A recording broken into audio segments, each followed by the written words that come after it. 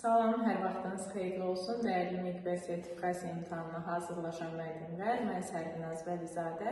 Bugün sizlərlə təsviri incəsənət dərsliyindən geyimin cəmiyyətdə rolu mövzusunu keçəcəyik. Sertifikasiya və ən çox da MIQ imtahanında bu il düşəcək gözlənilən mövzulardan biridir.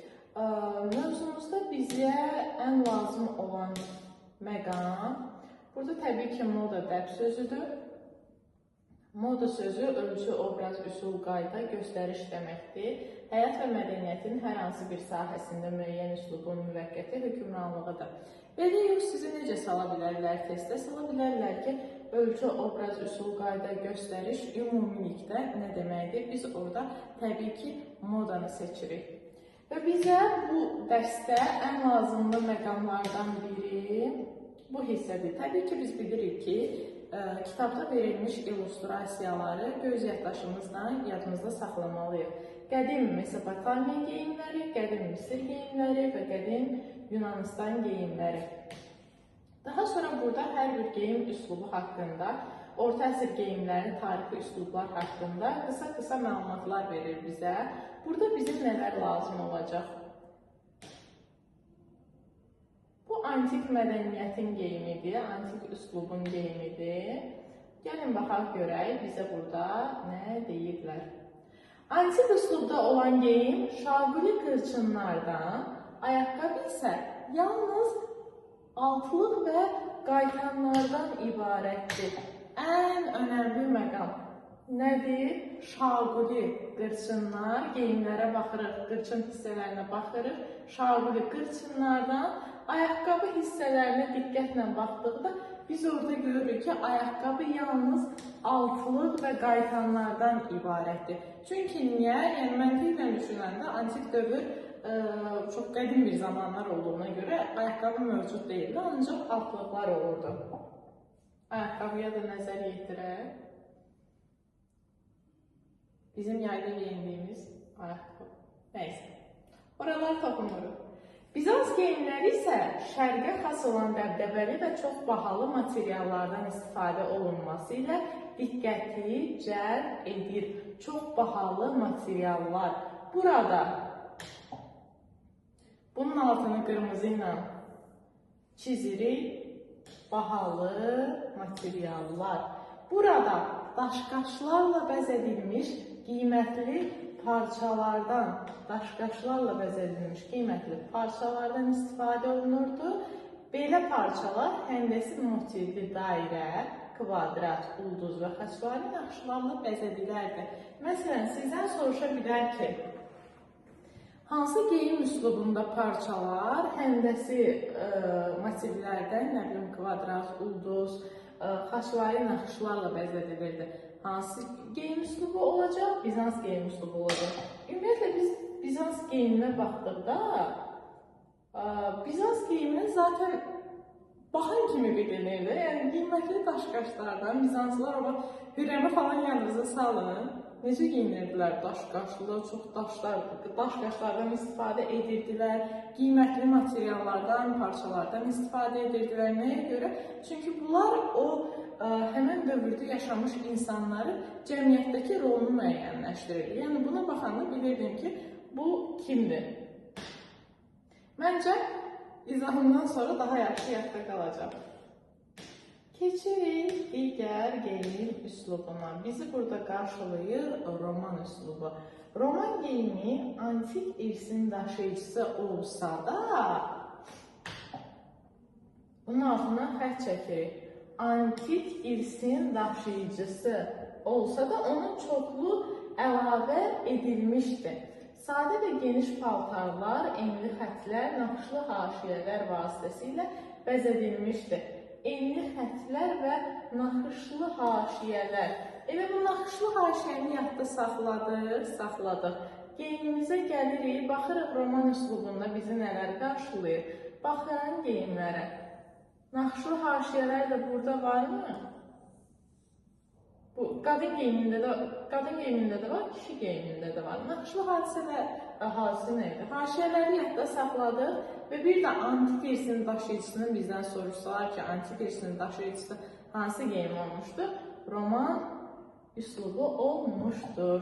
Digəri isə bizə gəlir gotik üslub.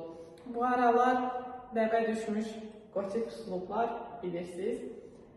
Şaquli xətlərin və iti bucaqların çoxluğu həm memarlıqda, həm də geyimlərdə gotik üslubun ən mühüm cəhətlərindən sayılır.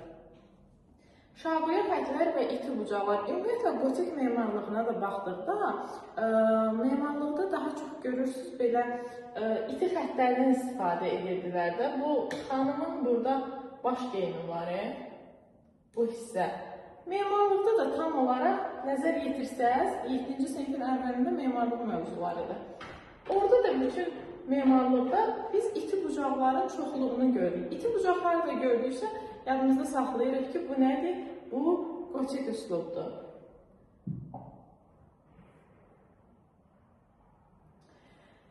Keçid edirik intibah dövrü. İntibah dövrünün geyimləri simmetriyanın olmaması və üzərindəki bərbəzəyin azlığı ilə diqqət çəkirdi. Bərbəzəyin çoxluğunu biz harada gördük? Hansı üslubda gördük? Bərbəzəyin çoxluğu, daşqaşdan çoxluğu Bizans üslubundaydı. Bəli. Desə əgər bərbəzəyin azlığı hansındadır? İntibah üslubundadır. Bu geyimlər bahalı və mürəkkəb ornamentli parçalardan tikilir. Qollar qeyri-adi formada biçilirdi. Bax, bunu qarışdırmayın ha. Bahalı və mürəkkəb ornamentli parçalardan bu da tikilir. Bununla bərabər hansıydı? Dedim ki, bahalı geyimlərdən, bahalı parçalardan istifadə edirdilər. Bir də Bizans var idi, düzdür? Yəni, yadımızda saxlayırıq ki, bahalı parçalar bizə harada verilir? İntibahla Bizansda verilir. Amma burada bir nüansı qeyd edir ki, qollar qeyri-adi formada biçilirdi. Gəlin bir dənə nəzər yetirək intibah üslubuna. İntibah üslubuna baxanda biz nə görürük? Həqiqətən görürükmü burada yazılmış sözümüzü?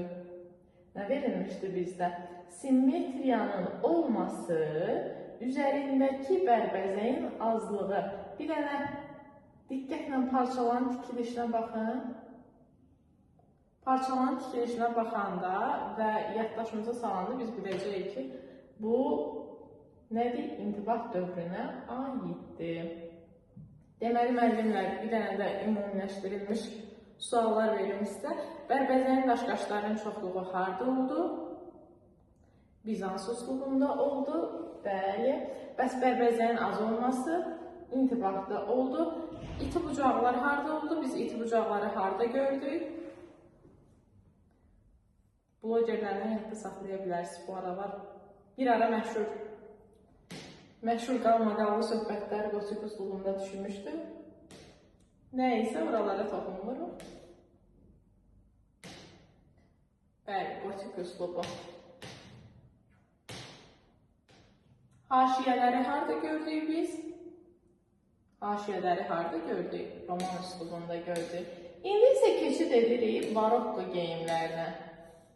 Elə saxlamaq istəyirəm ki, həm sözlər düşsün, həm də geyimlər. Barokko üslubu üçün rəsmilik, ağır geyimlər, ciddi görkəm, dəbdəbə və qeyri-adilik daha səciyyəvi idi. Rəsmilik, ağır geyimlər. Zaten paltarın özünə baxdıqda, geyimin özünə baxdıqda bilinir də, adı üstündə, yəni bu paltarın nə qədər ağır olduğunu məncə təsəvvür edə bilir. Rəssamlar təsəvvür edə bilir. Barokko üslubu üçün rəsmilik, ağır geyimlər, ciddi görkəm, dəbdəbə və qeyri-adilik daha səciyyəvidir. Qeyri-adiliyi biz harada görürük? Soruşsalar ki, qeyri-adilik hansı geyim üslubunda bizim rastımıza çıxır? Barokko geyim üslubunda qarşımıza çıxır. Ən sonuncu üslubumuz isə rokoko üslubudur.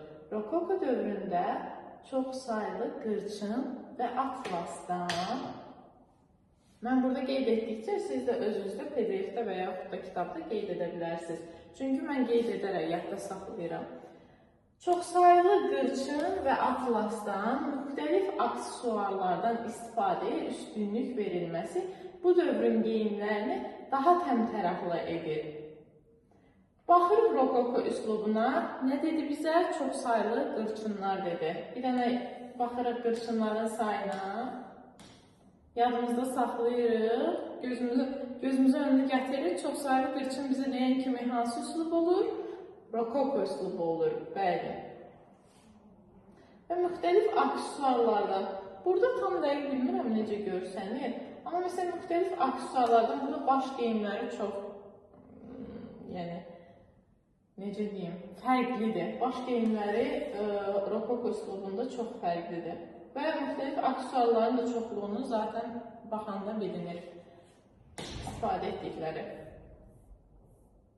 Bu qədər müəllimlər, sual-cavaba keçirik yenidən. Ən çox şəkilləri görürəm ki, şəkillərini yadda saxlamaq daha asan olur. Yaxşı, birinci sualımız belədir. Hansı geyim üslubunda ayaqqabılar yalnız altlıqdan ibarət idi? Hansı geyim üslubundaydı? Yadımıza salırıq. Anti geyim üslubundaydı. Bəli. Çoxsaylı qırçınlar deyəndə, çoxsaylı qırçınlar hara aid idi? Çoxsaylı qırçın deyəndə biz rokoko dövrünün geyimini yadımıza saxlayırıq. Qadının paltarındakı qırçınları gördükdə onu yadda saxlayırıq. Hər şey bir qırağıya. Bu paltarların tikilməsi nə qədər vaxt gedirdi görəsən? O mənə indi maraqlı gəldi. Daşqaşlar, müxtəlif daşqaşlar, hansına bəzəklər, daşqaşlar hansı geyim üslubuna aid idi? Bahalı parçalar. Bahalı parçalar biz dedik ki, iki yerə bölünür. Harada gördük biz onu? Birinci Bizansda gördük, ikinci İntibahda gördük. Amma daşqaşların çoxluğu desə, biz nəyi seçəcəyik? Bizansları, Hürrəmi Möhtəşəm yüzyılı yadımıza salırıq.